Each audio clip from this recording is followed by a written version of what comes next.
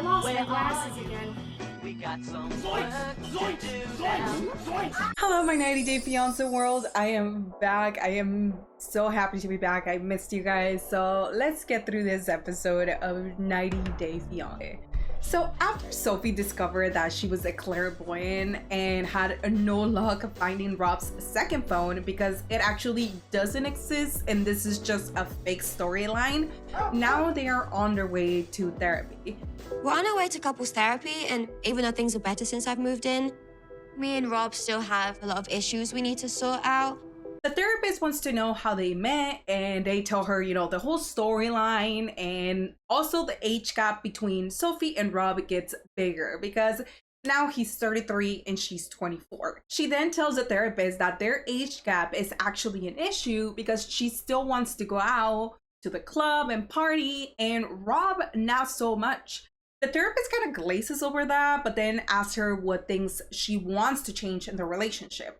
Sophie brings up the online cheating, but Rob does not like that one bit. It's typical that Sophie would bring up the online cheating. And it's like, I can't say nothing because her feelings are valid and mine are invalid. I don't know, Rob. Maybe because this is therapy and you're supposed to talk about those things, you know, the problems. The therapist then asks her about their sex life, but these two are like cactuses. They keep their fluids inside. Since you're already here, don't forget to like, comment, and subscribe so you guys can help me hit 1,000 subscribers. I really can't do it without you guys, so I really appreciate your help. Now Sophie says that it is because she thinks he's constantly thinking about other girls and because he wants her to dress up every single time they have sex. He's like, no, that's not true. You only dressed up one time. It's not even about the outfit. It's about, that's for me. He wants to go find some clues about ghosts with her being dressed as Velma. That's Velma. Yeah, Velma's ass is cute. I think it would be real hot if Sophie was in the maid costume. Or just a maid. She moved out 3 months ago. Just to be clear, she moved out because of the photos that you were sending to other women, Rob. And then we find out that the women that he's looking up don't even look like Sophie. So of course that damages her self-esteem. Like muscular, fitness, bodybuilder women, I don't look like that. Little story time. When I was in high school, I had a boyfriend that his extended family constantly mentioned that he needed to find someone with light skin, color eyes, and curly hair, like very curly hair, and I didn't have that. And sometimes, like when my ex would like certain pictures on social media, it was girls that looked completely different than me, you know, and that really hurt my self-esteem. And then later on, when me and him had broken up, the person that he eventually ended up with is someone with light skin, curly hair, and colored eyes. So definitely when they say things like, oh, it was just something that I liked or stuff like that, it does hurt you because they might not think it's true, but in reality, at the end of the day, he ended up picking that type of girl that he said he wasn't interested on. So I totally see where Sophie's coming from. But moving on. When the therapist asks Rob if he can make room to listen to her, he instead goes off because he's mad at the fact that Sophie mentioned that he's into muscular women. Category of men that like to bodybuilder women, and now that's who I am. Rob, I'm gonna kindly stop you now. Dude. And then he gets defensive because we all know that the internet is going to run with it. And they did, because in this morning, I saw a bunch of memes talking about how Rob is into muscular women. And when I do watch porn, because I haven't had sex in forever, I watch very normal. Even the therapist gets frustrated because he won't even let her speak at times. But can he do that? Can he put his feelings aside and listen to her? Sophie then explains to Rob that she's not saying these things to hurt him. She's doing this to explain how she feels. He goes on to explain that when he does watch porn, it's because he's not having sex. So he's trying to fulfill those cravings. I'm not watching anything that isn't what I would have if I could have what I really want, which is Sophie. Sophie tells him the only reason that he brings up the cheating is because she's comparing herself to the girls that he follows or the porn that he looks at, and that's why she's having such a hard time with it. She also wants Rob to compliment her, and not only like you're beautiful, more like I'm obsessed with you, you know, constantly reminding her of things that he loves about her. But he's having a hard time with that because, you know, they're not being intimate, they're not having this connection, so he finds it difficult on himself to compliment her when they're not having anything, you know, they're not doing anything. Rob does acknowledge that he had no idea that Sophie felt that way and that it hurts him to know that his wife thinks that he doesn't find her attractive. Then she's like, okay, try right now. Tell me something that you love about me. Tell me something nice. You have beautiful lips. I love your eyes. You have a gorgeous body. You make me warm inside. I really just want to take you home and do some things to you. It's like this is mine. I love it. And then the entire time I was like, hey guys, the therapist is still there. Let's calm down just a little bit. And last question, what are you guys going to do for each other once you leave? Rob is going to compliment her more, and Sophie is going to dress as a nurse. Oh, dress up as a bunny. A bunny? Word? The bunny? And have Rob buy more outfits that he really wants her to wear. So we'll see how that goes. Now, let's fly over to Cameroon with Emily and Kobe. They're walking around in the market to get all the required ingredients to make traditional Cameroon food. Kobe really wants to make sure that, you know, Emily is going to do an excellent job, that his parents won't have anything to say, you know, anything bad to say, that they're not going to have any issues. And when they were walking around the market under the rain, honestly, all I can think of was of my homeland and how much I miss the rain from there and how amazing it feels. It's just different. Emily did look completely clueless at times, so I was a bit worried at first. I know I'm a good cook, and I could totally, like, knock meatloaf out of the park. But making Cameroonian food for his whole family is a little bit nerve-wracking. I thought she was gonna cook all the food by herself, but of course Kobe wouldn't let her do that, so he got his sister to help her. Once they arrive at the house, Kobe calls Emily's mom over and he asks her to take a look at the cow skin that he has in his hand, and she's like, oh yeah, it looks like something we give our dogs and it smells really bad. Honestly, I'm afraid to touch it. When they take it to Dad, he's like, is that a croissant with something inside of it? A very bad looking croissant. Go ahead. Oh, Jesus. So then Abanka arrives to the house since she's going to be guiding Emily. And the food that they are going to make is called ghetto furu, tomato sauce, and plantains. While she was cleaning the fish, Emily turned around and asked Kobe, What would his parents think if I made, like, a bunch of, like, American food? and of course not, Emily. We can't do that today. We came here to impress. Even Kobe tells her, nope, nope, nope, nope, nope. But she's like, are they gonna be judging me the entire time? You know, just like your friends did? And I do see them judging her, but I think it's gonna be more like reasonable judgment and reasonable concerns. So I don't think she's gonna do a bad job. Later on, Kobe checks in with her parents about the list that they have to do with all the requests. And Emily's dad did an excellent job because Kobe was very happy by the items on the list.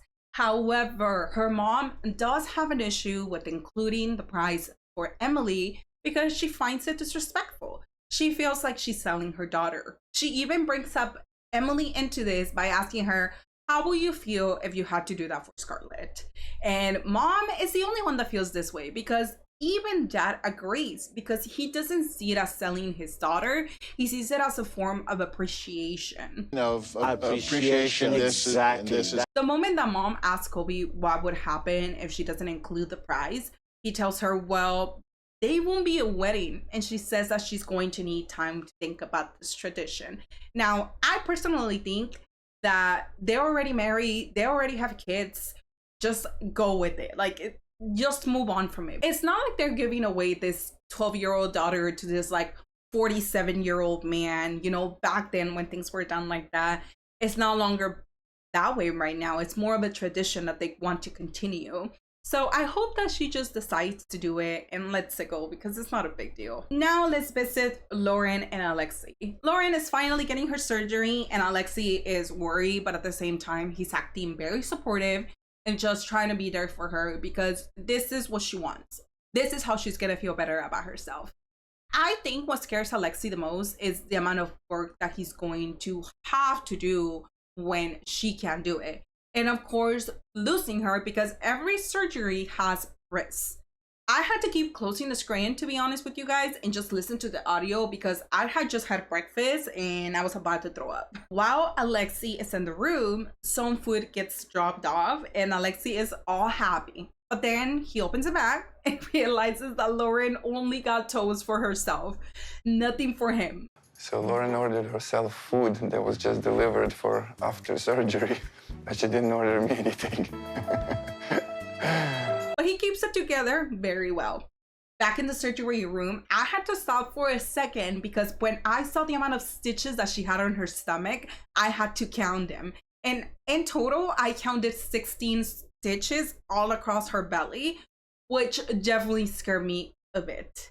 The doctor comes outside to explain Alexi some of the things that he needs to do for her, and he realizes one more time that the recovery from the C-section was incredibly easy compared to what this one is looking like. And when he goes inside to check in on her, Lauren is in a horrible state and so sedated. She was so drugged. I'm very proud of you, babe. Everything went well. The doctor said everything went well. They're gonna hurt for a while, babe. Shh. It reminded me of when I almost died when I had my firstborn and I was shaking because my body felt so cold while the nurse just kept putting blankets on top of me. Like, nothing made it better. So that was definitely a flashback when I saw that. Alexi was incredibly supportive and loving towards Lauren. And he was also telling her to stop talking and like just kind of fall asleep, you know? But they also had me laughing my ass off because she's also making jokes like, are my boobs good? Do they look nice? How do I look? And the whole time he's like, oh yeah, you look snatched. Your boobs are perfect. Your boobs are amazing. You look snatched. So snatched, baby. Delicious. Delicious. And not only that, but they were also pretty smart by choosing to stay in a hotel a couple minutes away from the first few days, while Lauren's mom and Alexi's dad take care of the kids. So I would say that the MVP of this episode goes to Alex for how composed he was. And now let's check in why Manuel called his friend Jonathan to vent since Ashley and him have been fighting all day. Manuel wants to use Jonathan as a mediator and he hopes that he can help them both, you know, just not fight. And as soon as Ashley gets there, Jonathan is like, say hi to your hubby. But she's like, no, he needs to be more loving to me. Jonathan right away tells her, you know, why don't you tell me what's going on? I'm the mediator here. And Ashley tells him that this morning, Manuel left without telling her where he was going or who he was going with. And he says that he did it because he knows how she acts sometimes. And he also wanted to let her sleep. So he wanted to avoid the entire thing. Ashley does not agree. She says that she doesn't act like that. Mi corazón estaba en dolor. Eso es por... Todavía es en dolor. La manera que los actúan. And I'm just like, how convenient it is, right? That every time that things like this happen, the camera crew is not there. Manuel tells her, I lost my appetite. He gets up and starts walking away. But Ashley cries to Jonathan and tells him, you know, I do want him to make friends. I want him to have a life. That is not the case. Like, I don't want him to be sad and depressed. But tell me I'm wrong.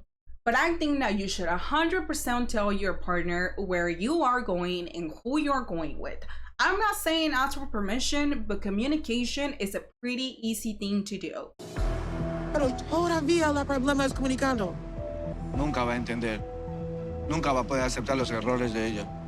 Jonathan tells her that both of them need to apologize to each other, but Ashley's like, nah, I have no reason to apologize. When Manuel gets back, Jonathan tells him, you know, we came to the conclusion that both of you need to apologize. And Manuel's like, Hell no. To the no, no, no. hell no, I'm not apologizing. Both of them just keep blaming each other, and Ashley decides to take off. I'm tired of this. I'm so tired of this. I'm like, I'm done. I'm done. Espera. Wait. These two are so stubborn that neither of them are seeing what they're doing wrong. And Jonathan is right. Ashley needs to apologize for not listening to Manuel, and Manuel needs to apologize for not communicating to his wife. And what some people need to be broken up once, Liz wants to act stupid and be dumped by Ed again. She meets him at this coffee shop. Being in a committed relationship, you stick through it. Hard times, 100%. Yes, you do that when the relationship can be saved, not when it's that bad. Ed sits down and he's like, how are you doing? And then finally tells her that he's been looking for an excuse to end this marriage. I want to be single. Because his marriages have not worked in the past. So then she tells him, you know, how embarrassing it is that your friend had to tell me. And how embarrassing it is that you are here listening to this man again. According to Ed, he's never going to change. You're going to be the best version of yourself, and it's not going to be with me. Liz, rest assured, I'm always going to be an ass. And he also says that he wants to focus on his career, and that does not involve Liz. He also says that he was looking for the least painful way to end things. Is this really the least painful thing to do it? I genuinely hope that while Liz is watching the scenes, she can understand that there's a better man out there for her, and that she can also understand how embarrassing it is to watch her do this in front of this man, this little trash man. She also just keeps crying and hoping that eventually Ed will tell her, you know what, let's get back together. And I just found it ridiculous. Like, why are you crying for this man? Why are you acting like this? He continuously tells you that he doesn't want to be with you, and you're over here being sad and crying over him. Come on. But finally, I don't have any choice but to walk away. Where'd you park? and Liz tells him, you know, I'm very far away from you.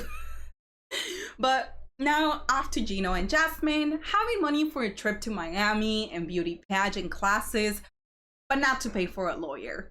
Miss Angela, one of the pageant ladies, gets up and she asks, does anyone have any questions? And Jasmine asks if there's any age limits because she is 37 for the third year. And then she talks about her alopecia and how she almost wanted to shave out her hair.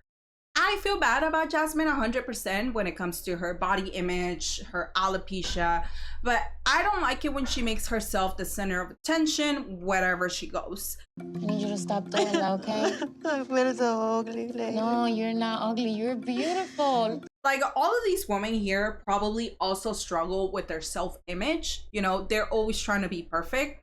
But now it's time for Jasmine to practice her walk.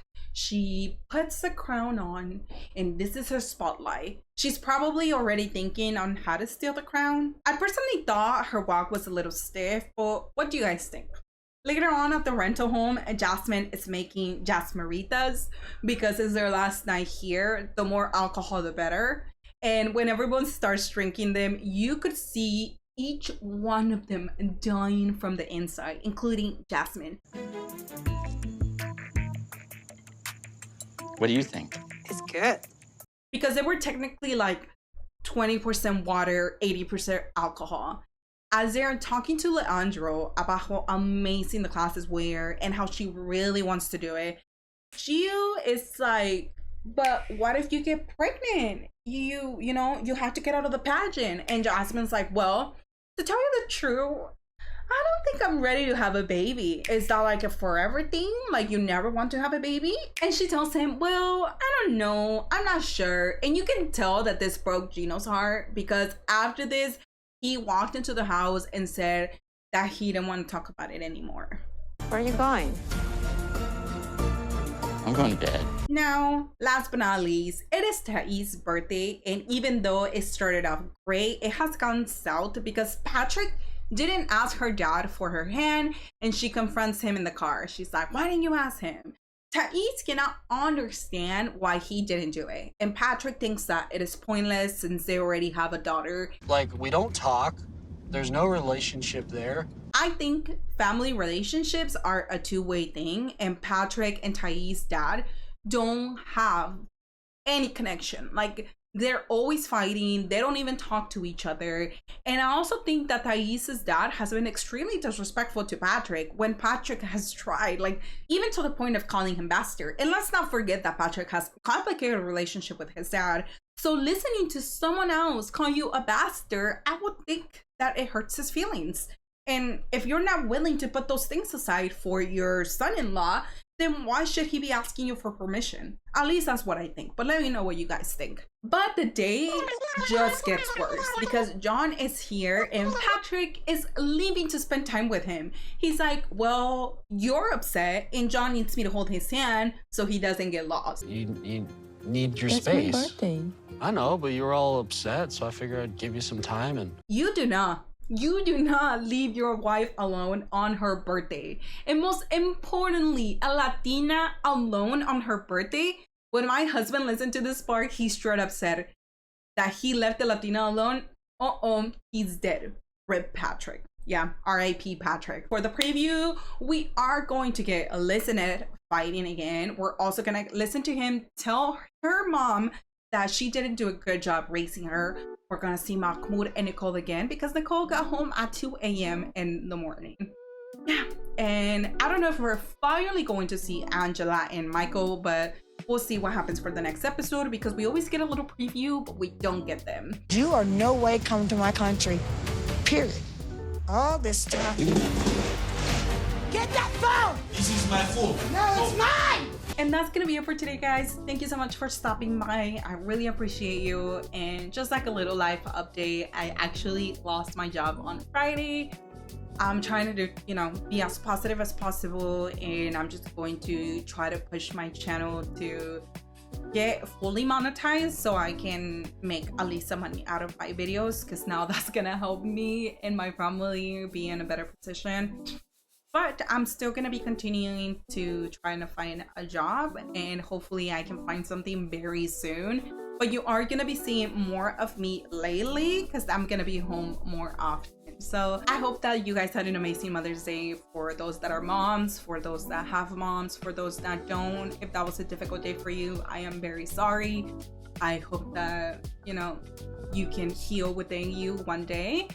And yeah, that's gonna be it. Thank you guys for being here. Thank you guys for subscribing. Thank you guys for liking and commenting. And yeah, I am sorry, I'm getting a little emotional just because I've been going through a lot lately, and yeah, life has just been a roller coaster the past weeks. So just sending you guys much love, sending myself much love, and just trying to stay as positive as possible. I hope you guys enjoyed the video, and see you guys next time. Bye.